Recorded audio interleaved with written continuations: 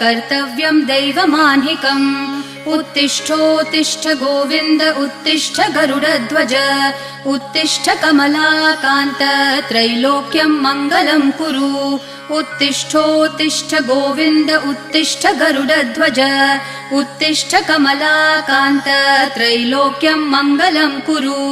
मातः समस्त जगतां मधुकैटभारेः वक्षो विहारिणि मनोहर दिव्यमूर्ते श्रीस्वामिनि श्रितजनप्रिय दानशीले श्रीवेङ्कटेश दयिते तव सुप्रभातम् मातः समस्त जगतां मधुकैटभारेः वक्षो विहारिणि मनोहर दिव्यमूर्ते श्रीस्वामिनि श्रितजनप्रिय दानशीले श्रीवेङ्कटेश दयिते तव सुप्रभातम्।